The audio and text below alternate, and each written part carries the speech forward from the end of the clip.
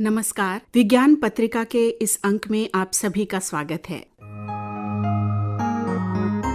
इस अंक में सुनिए CSIR कोशिकीय और आणविक जीव विज्ञान केंद्र CCMB हैदराबाद के निदेशक डॉक्टर विनय के नंदीकुरी से सीमा कुमारी की बातचीत। डॉक्टर विनय जी, आपका स्वागत है। धन्यवाद। सबसे पहले हम जानना चाहेंगे कि CCMB का कार्य क्या है, इसके ऑब्जेक्टिव्स क्या हैं? CCMB संस्थान जो है 1977 में शुरू किया गया है। ये बिल्डिंग बनाया गया है 1987 में और इसका उद्घाटन किया है हमारे former prime minister Shri Rajiv Gandhi ji ने। इसका उद्घाटन 1987 26 नवंबर। ये संस्थान जो है आज की तारीख में 47 इयर्स का हो चुका है और यहाँ पे मॉलिक्यूलर बायोलॉजी एक ऐसा साइंटिफिक डिसिप्लिन है जहाँ पे हम मॉलिक्यूल्स पे काम करते हैं। जैसे कि हमारे बॉडी में प्रोटीन्स हैं, DNA है, लिपिड्स हैं, बाकी जितने भी चीजें हैं हमारे बॉडी में वो सब मॉलिक्यूल्स ही होते हैं। कोई भी चीज उस लेवल पे काम करते हैं कि एक मॉलिक्यूल का दूसरे मॉलिक्यूल के साथ कैसे इंटरेक्शंस होते हैं, कैसे वो काम करते हैं अंदर, इसको समझने की कोशिश हम करते हैं। इसको मॉलिक्यूलर बायोलॉजी। CCMB के मेजर रिसर्च एरियाज क्या क्या हैं? मॉलिक्यूलर बायोलॉजी और सेल बायोलॉजी।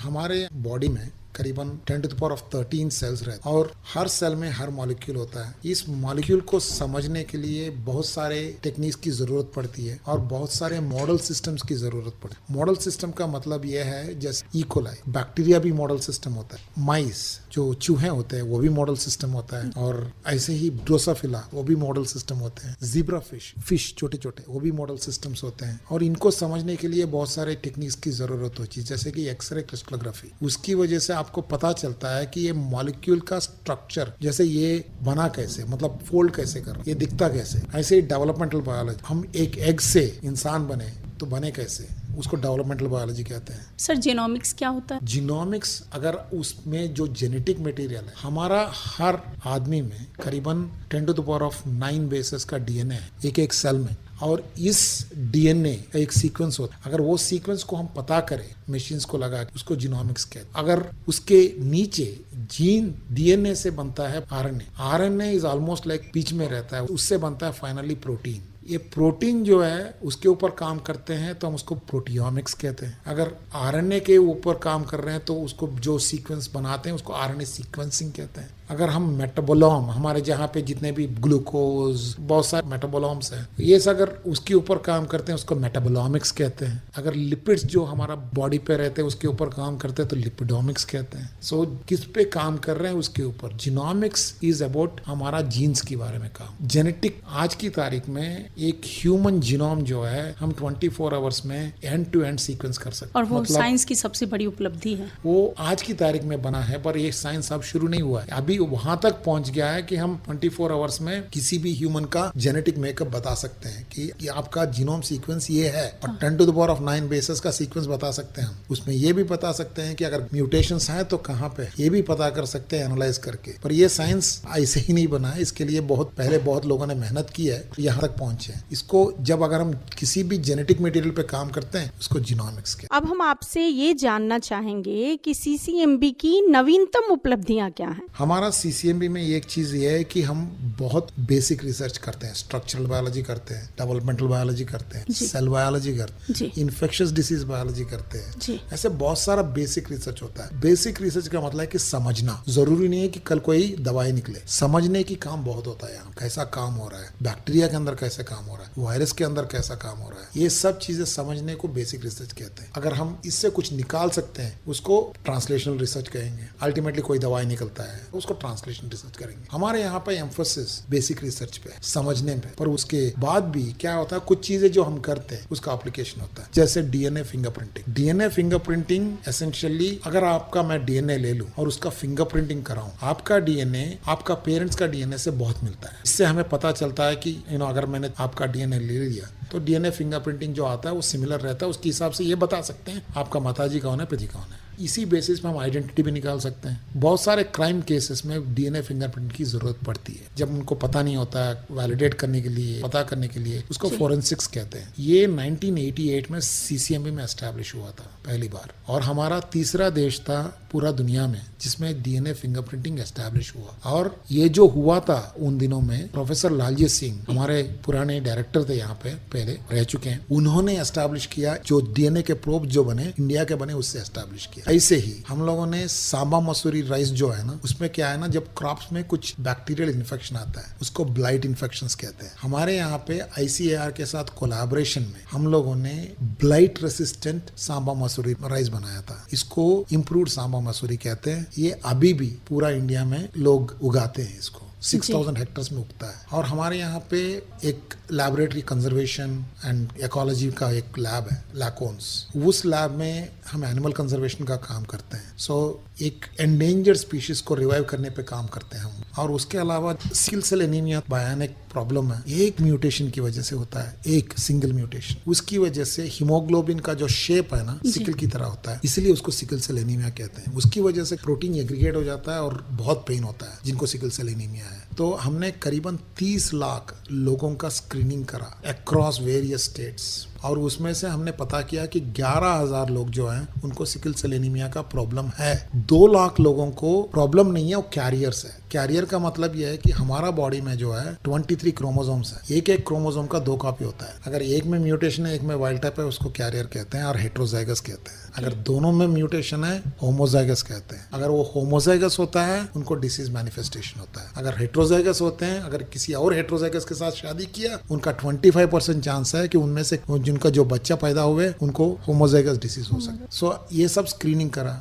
उसके लिए हमने डायग्नोस्टिक टेस्ट निकाला। इसके अलावा और भी चीजें हैं जिसमें हम बहुत अच्छी तरह से इन्वॉल्व थे। जैसे जब कोविड आया था, विदिन फर्स्ट मंथ हम लोगों ने डायग्नोस्टिक शुरू कर दिया। और नॉट ओनली हमने शुरू कर दिया, सबको सिखाया कैसे करते हैं। उसके अलावा हम लोगों ने 40,000 से ज्यादा कोविड का जो वायरस होता है सार्स कोव का सीक्वेंसिंग करा और ये पता करा कि उसका नया वेरिएंट्स क्या है। ये सब काम CCMB में हुआ है। उसके अलावा हमने उस टाइम पे सार्स कोव 2 के अगेंस्ट बहुत सारे ड्रग्स टेस्ट करा और हमने लोगों के साथ वार्तालाप की, बहुतों को समझाने की कोशिश की कि होता क्या है, किस बात से हमें ध्यान रखना चाहिए। ये सब चीजें हमने की। और हमने सुवेज सर्वेलेंस की। सुवेज मतलब गलत जो गंदी नाले में बहता है, उसमें से भी हम वायरस को डिटेक्ट कर सकते हैं। ये हमने यहाँ स्टैंडर्डाइज करा था। हमने वैक्सीन के ऊपर भी काम करा। अल्टीमेटली ये बात है कि भारत बायोटेक ने ट्रेन जो है ICMR से लिया है, हम भी कर रहे थे उनके साथ थोड़ा बहुत काम। सो ये सब चीजें हमने जितना कर सकते हैं कोविड का टाइम पे किया है। इस इंस्टीट्यूट में जहां जहां पे भी हमारी तरफ से हम कुछ कर सकते हैं सोसाइटी के लिए, हमने करा है। CCMB में जो हेल्थ को लेके, हेल्थ से रिलेटेड जो रिसर्च होते हैं, वो क्या पर्टिकुलरली किसी डिजीज को लेके होते हैं या फिर वो जनरल लेवल पे सारे डिजीज के लिए? हमने ट्यूबरकुलोसिस पे काम करते हैं, मैं खुद करता हूँ। ट्यूबरकुलोसिस TB डिसीज देता है। प्लाज्मोडियम पे काम करता है, मलेरिया देता है। वायरसेस पे काम करते हैं,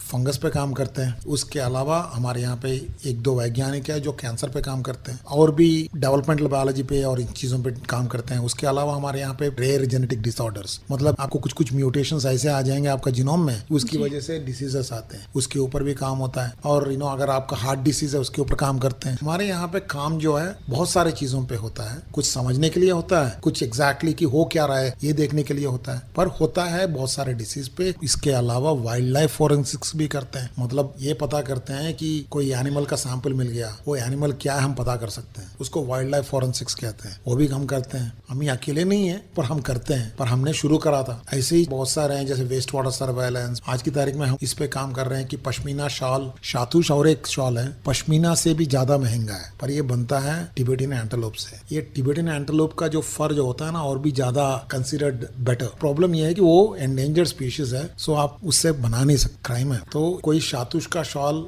और पश्मीना का शॉल के बीच में डिफरेंस के लिए हम मॉलिक्यूलर टेस्ट, और उसके अलावा बहुत सारे रेयर जेनेटिक डिसीजेस जो है उसका हम यहाँ पे डायग्नोस्टिक करते हैं। हमारे यहाँ पे रेफरल्स आते हैं, हमारे यहाँ पे सेंटर है, हम उसको लेके जीनोमिक सीक्वेंस वर्क करके हम पता करते हैं, एक्सोम सीक्वेंसिंग, जीनोमिक सीक्वेंसिंग कर करके ये पता करते हैं कि है कि नहीं है म्यूटेशन, ये सब पता करते हैं। तो ये हमारा काम नहीं होता, ये बेसिकली सोसाइटी के लिए करते हैं। हमारे पास ऐसा रिसर्च है जिसकी वजह से वी कैन टॉक अबाउट अगर लेक्स में बायोडाइवर्सिटी क्या है ये पता कर सकते हैं। पानी से DNA निकलता है, DNA का सीक्वेंस करेंगे तब पता कर सकते हैं कि कितना एनवायरमेंटल डाइवर्सिटी है उसमें। हम आपसे ये जानना चाहेंगे कि CCMB का कंट्रीब्यूशन एजुकेशन और ट्रेनिंग को लेके क्या है? हमारे यहाँ पे बहुत सारे ट्रेनिंग प्रोग्राम है। अगर कोई मास्टर्स कर रहा है, मास्टर्स 2nd ईयर में उनको कहीं ना कहीं जाके काम करना होता है। कभी समर ट्रेनिंग के लिए आते हैं 2-2 महीने देने के लिए करीबन 50 लोगों को लेते हैं। उसके अलावा 6 महीने का ट्रेनिंग्स लेते हैं। उसके अलावा 1 साल का ट्रेनिंग्स लेते हैं। 1 साल आके हमारे लैब्स में काम करते हैं। और ये 3 तो ट्रेनिंग प्रोग्राम्स है। उसके अलावा हमारे यहाँ पे बहुत सारे स्किल डेवलपमेंट प्रोग्राम्स होते हैं जिसपे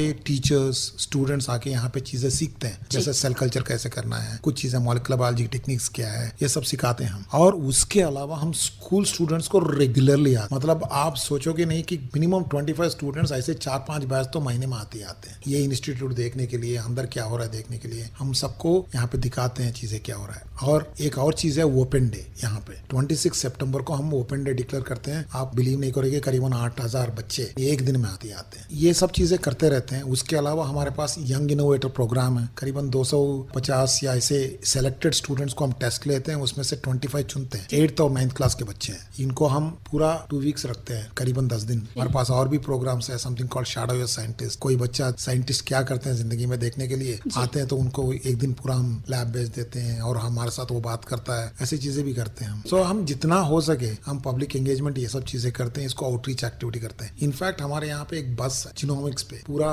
करीबन उसमें 12 डिस्प्लेस है। ये स्कूल टू स्कूल जाता है। तो तेलंगाना में गया था, आंध्रा में, कर्नाटका में, हर जगह जा चुका है। सो ऐसे बस हमने बना के रखा है आउटरीच के लिए। स्कूल ये जब जाता है तो स्कूल के बच्चे आके उसको देखते हैं, कुछ सीखते हैं, समझते हैं। तो हम इसको बहुत ज्यादा बिलीव करते हैं। इन चीजों को हम आउटरीच एक्टिविटी कहते हैं। और इसके लिए हमारे यहाँ पे एक साइंटिस्ट है जिन पे आउटरीच एक्टिविटी, उनका बेसिक काम ही है। हमने mRNA वैक्सीन भी कराया यहाँ पे काम। और mRNA वैक्सीन तो आप जानते ही होंगे, कोविड-19 का टाइम पे बहुत सारे वैक्सीन से, उसमें एक mRNA वैक्सीन था, फाइजर ने और मॉडर्ना ने बनाया था। हमने वो पूरा रेप्लिकेट कर दिया है CCMB में। और हम ही लोगों ने नहीं किया, बाकी लोगों ने भी किया, but we are the first one to do it. आज की तारीख में हम उसको बाकी डिजीजेस के लिए यूज कर रहे हैं, बाकी वायरल डिसीजेस, ट्यूबरकुलोसिस यूज कर रहे हैं। हमारा आउटरीच में काम बहुत ज्यादा है। जितना कर सकते हैं एक साइंटिफिक ऑर्गेनाइजेशन उतना कर ले। CCMB का रिसर्च जो है कैसे न्यू इंडस्ट्रीज और स्टार्टअप्स को एस्टैब्लिश करने में इंस्पायर करता है? हमारे यहाँ पे CCMB में अटल इंक्यूबेशन सेंटर है। ये अटल इंक्यूबेशन सेंटर जो है नीति आयोग का फंडिंग से हमने शुरू की है करीबन 7 साल पहले। और इस पे जो है आज की तारीख में 160 स्टार्टअप्स आके जा चुके हैं। उसके अलावा आज की तारीख में 30 स्टार्टअप वहाँ पे हैं। और ये